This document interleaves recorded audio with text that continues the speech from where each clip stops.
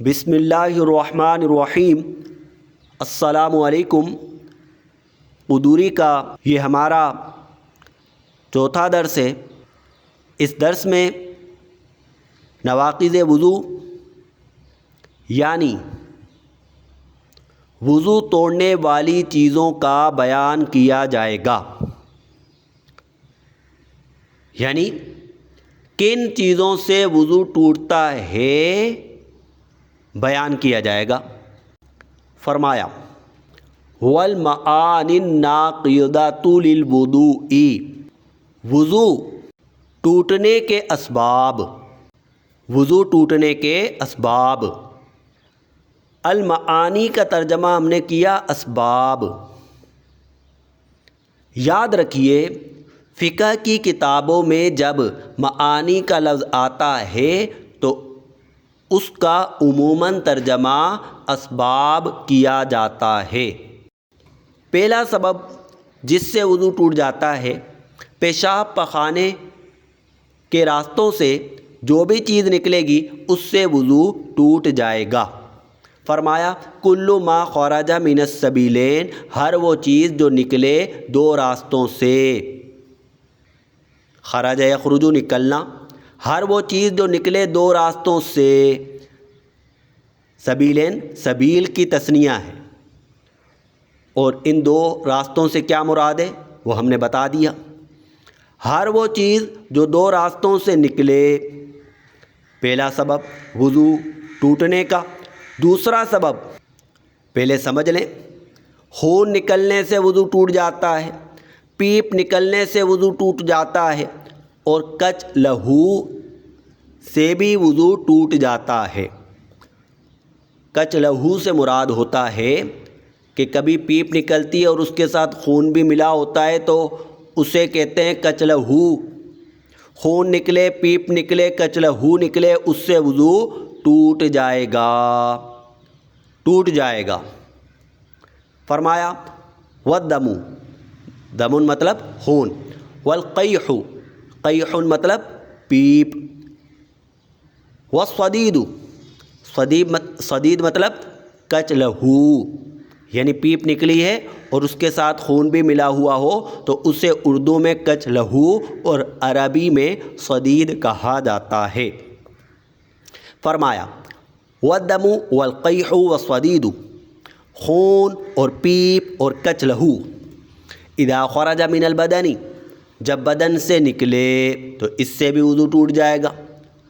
لیکن یاد رکھیے ان چیزوں کے نکلنے سے وضو تب ٹوٹے گا جب دو شرائط پائی جائیں گی۔ ان چیزوں کے خون، پیپ اور کچ لہو نکلنے سے وضو کب ٹوٹے گا؟ جب کہ دو شرائط پائی جائیں۔ پہلی شرط کہ خون، پیپ اور کچ لہو نکل کر بہہ جائے۔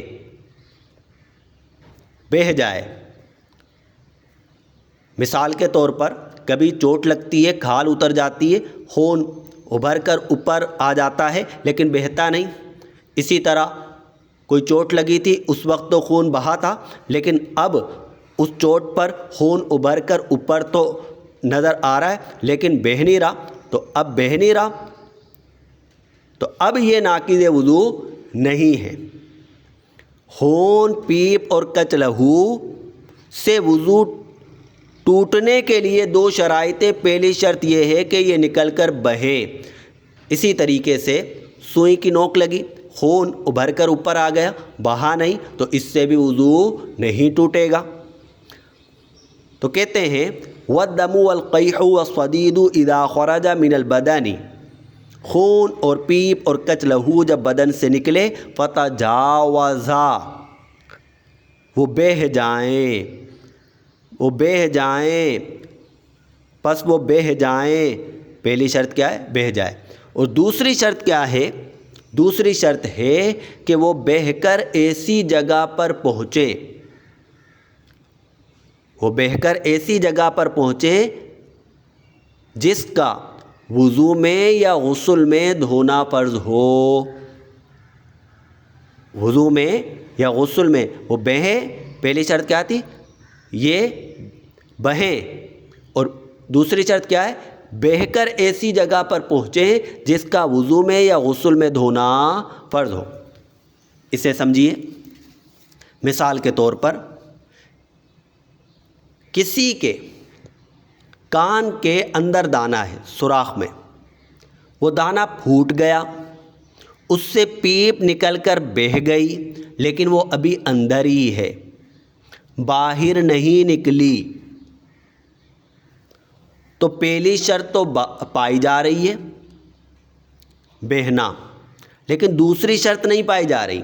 دوسری شرط کیا تھی؟ کہ وہ بہہ کر ایسی جگہ پر پہنچ جائے جس کا وضو یا غسل میں دھونا فرض ہو۔ تو کان کے اندرونی حصے کا وضو میں دھونا یا غسل میں دھونا فرض نہیں ہے۔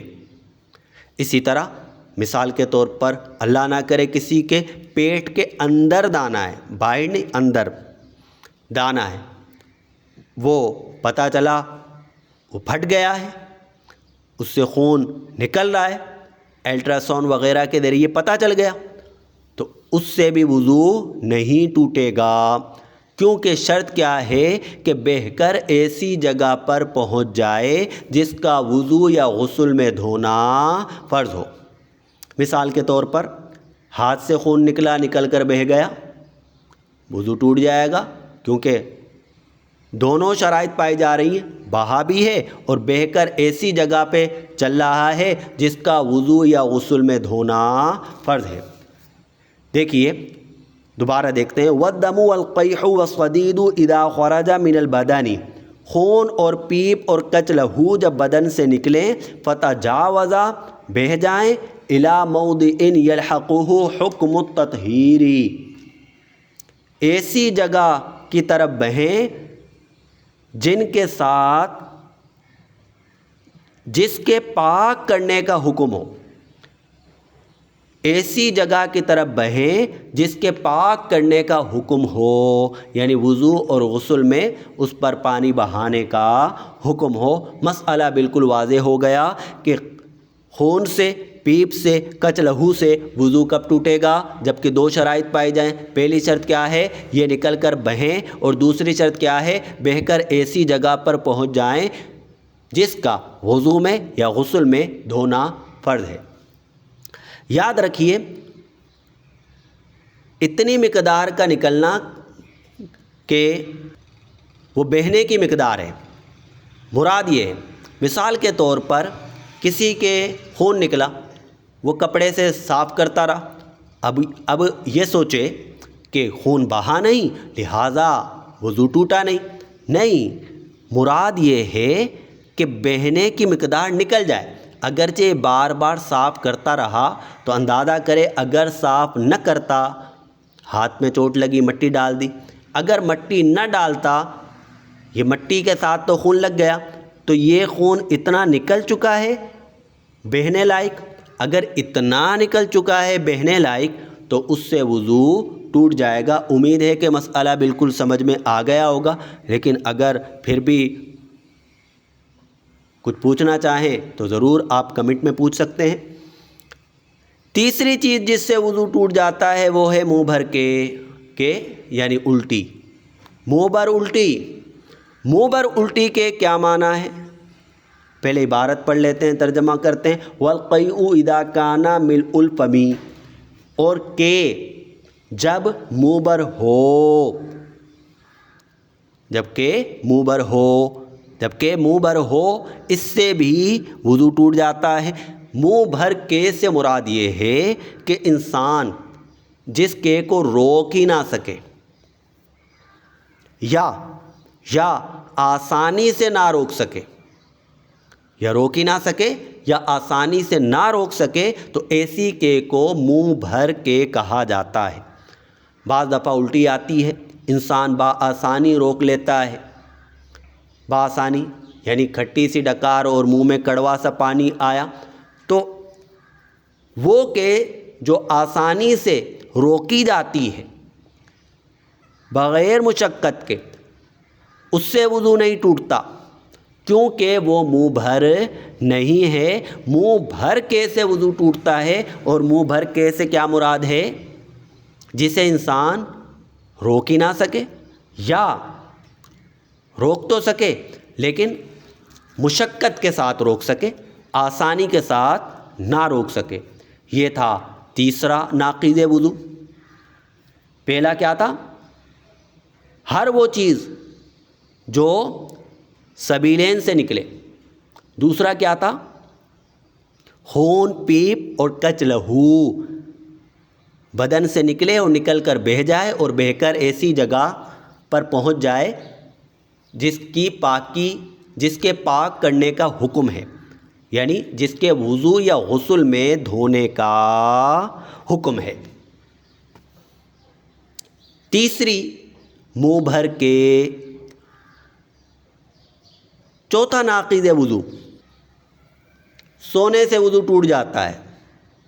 سونے سے وضو ٹوٹ جاتا ہے، جبکہ بندہ، اس کے لیے بھی دو شرائط ہیں۔ سونے سے وضو ٹوٹنے کے لیے دو شرائط ہیں۔ ان شرائط کو جاننے سے پہلے ایک بات سمجھ لیں، سونے سے وضو ٹوٹنے کا حکم اس لیے دیا جا رہا ہے کہ بندہ نیند میں ہے۔ بندہ نیند میں ہے، پتہ نہیں اس کی ریح یعنی ہوا خارج ہو گئی ہو، تو سونے سے وضو ٹوٹنے کا حکم اس لیے دیا جاتا ہے کہ ہو سکتا ہے اس کی ریح نکل گئی ہو، اس کو کیا پتہ۔ تو اب سمجھ لیں کہ سونے سے وضو ٹوٹنے کے لیے دو شرائط ہیں۔ نمبر 1، اس کو آپ لکھ بھی لیجئے گا ویڈیو روک کر۔ پہلی شرط یہ ہے کہ ایسی ہیئت پر نہ سویا ہو جو غافل ہو کر سونے سے مانے ہو۔ ایسی ہیئت پر نہ سویا ہو جو غافل ہو کر سونے سے رکاوٹ ہو۔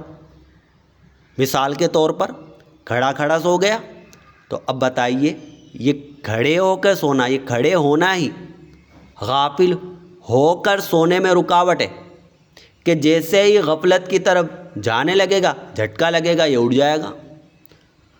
تو پہلی شرط کیا ہے کہ ایسی ہیئت پر نہ سویا ہو جو غافل ہو کر سونے میں رکاوٹ ہو۔ کیونکہ دیکھیں ریح خارج ہوئی یا نہیں، اس سے بے خبری تب ہوگی جب انسان غفلت میں چلا جائے گا، غفلت کی نیند میں چلا جائے گا۔ جھونکوں میں تو انسان کو پتہ چلتا رہتا ہے کہ گرد و نواح میں کیا ہو رہا ہے۔ اگر ایسی ہیئت پر سویا جو کہ غافل ہو کر سونے میں رکاوٹ ہے تو وہ غفلت کی طرف جا ہی نہیں سکتا، جیسے ہی جانے لگے گا جھٹکا لگے گا اور اس کی آنکھ کھل جائے گی۔ تو بہرحال پہلی شرط یہ تھی کہ ایسی ہیئت پر نہ سویا ہو جو کہ غافل ہو کر سونے میں رکاوٹ ہو۔ دوسری شرط اس کی سرین جمی ہوئی نہ ہو۔ سرین یعنی بیٹھنے کی جگہ، ہپ جمے ہوئے نہ ہو۔ کیوں؟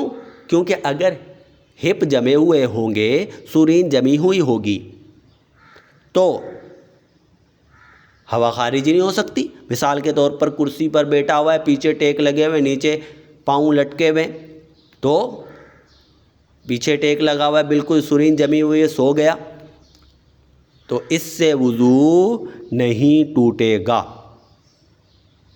تو بہرحال نیند سے وضو ٹوٹنے کے لیے دو شرائط ہیں۔ پہلی شرط کیا ہے کہ ایسی ہیئت پر نہ سویا ہو جو کہ غافل ہو کر سونے میں رکاوٹ ہو، اور دوسری شرط یہ ہے کہ سرین زمین پر یا کسی بھی شے پر جمی ہوئی نہ ہو۔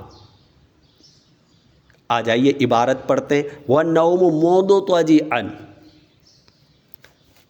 سونا کروٹ کے بل لیٹ کر، مضطجعاً پہلو پر سونا، کروٹ پر، سیدھی کروٹ الٹی کروٹ ہے، سونا کروٹ پر او متکئن یا ٹیک لگا کر، او مستندن الی شیء یا کسی شے کا سہارا لے کر سونا۔ اب بندہ اس طریقے سے سو گیا ہے، لو ازیل لسقط عنہ، اگر اس شے کو ہٹایا جائے بندہ گر جائے گا، یعنی غافل ہو کر سویا، غافل ہو کر۔ اب بندہ کروٹ کے بل لیٹا ہوا ہے تو یہ ایسی حیت ہے جو کہ غافل ہو کر سونے میں رکاوٹ نہیں ہے اور اس کی سرین بھی نہیں جمی ہوئی، لہٰذا وضو ٹوٹے گا۔ اسی طریقے سے ٹیک لگا کر بیٹھا ہوا ہے، دونوں پاؤں کھڑے کیے ہوئے مثال کے طور پر، ٹیک لگا کر، اب اس طریقے سے یا کوئی انداز ہے اس کا جس میں وہ غافل ہو کر سو سکتا ہے ٹیک لگا کر، اس نے وہ انداز اختیار کیا ہوا ہے، سو گیا تو سرین بھی جمی ہوئی نہیں ہے، وضو ٹوٹ جائے گا۔ تو 4 ناقض وضو ہو گئے۔ پہلا کیا تھا؟ ہر وہ چیز جو سبیلین سے نکلے۔ دوسرا کیا تھا؟ دم، قے اور صدید، یعنی خون، پیپ اور کچ لہو جب بدن سے نکلے اور نکل کر بہہ جائے اور بہہ کر ایسی جگہ پر پہنچ جائے جس کا دھونا وضو یا غسل میں فرض ہو۔ تیسرا منہ بھر کے۔ چوتھا سونا، جبکہ ایسی حیت پر ہو جو کہ غافل ہو کر سونے میں رکاوٹ نہ ہو اور سرین بھی زمین پر جمی ہوئی نہ ہو۔ پانچواں والغلبۃ علی العقل بالاغماء، عقل پر بے ہوشی کا غلبہ، عقل پر بے ہوشی کا غلبہ، یعنی بندہ بے ہوش ہو گیا، بے ہوش ہونے سے بھی وضو ٹوٹ جاتا ہے۔ والجنون، پاگل ہو گیا، باوضو شخص تھا لیکن پاگل ہو گیا، کچھ دیر بعد دوبارہ اس کی عقل لوٹ آئی تو پاگل ہونے سے بھی وضو ٹوٹ جاتا ہے۔ اللہ تبارک و تعالی ہماری عقلوں کو سلامت رکھے۔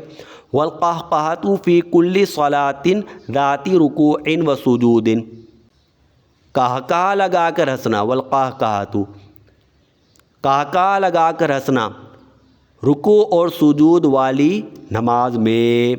ذات مطلب ذو ذات، اس کا مطلب ہوتا ہے والا، والی۔ قہقہہ لگا کر ہنسنا رکوع اور سجود والی نماز میں۔ رکوع اور سجود والی نماز میں قہقہہ لگا کر ہنسنے سے بھی وضو ٹوٹ جاتا ہے۔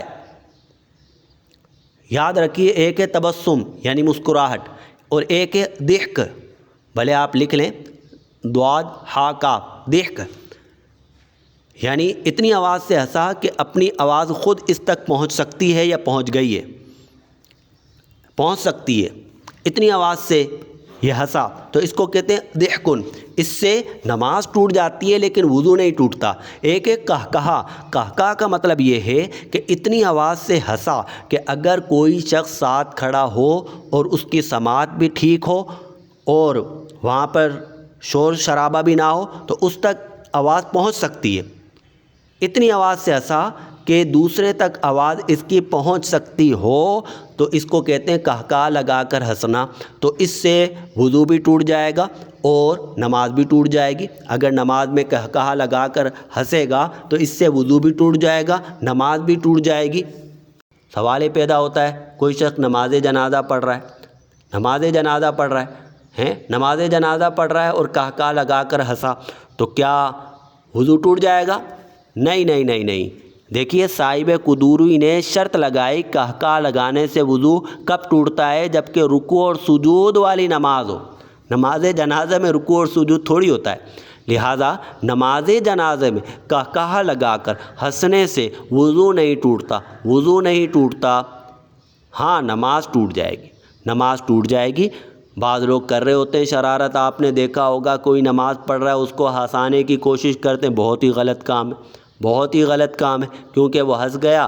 اگر اتنی بھی آواز میں ہنسا جس کو ضحکن کہتے ہیں، یعنی اپنی آواز سن سکے تو نماز ٹوٹ گئی، وضو تو نہیں ٹوٹا۔ لیکن اگر وہ قہقہہ لگا کر ہنس گیا تو اس کی نماز بھی ٹوٹ گئی اور وضو بھی ٹوٹ گیا۔ امید ہے کہ مسائل بالکل واضح ہوئے ہوں گے، لیکن اگر کوئی مسئلہ واضح نہ ہوا ہو تو بالکل آپ پوچھ سکتے ہیں۔ السلام علیکم۔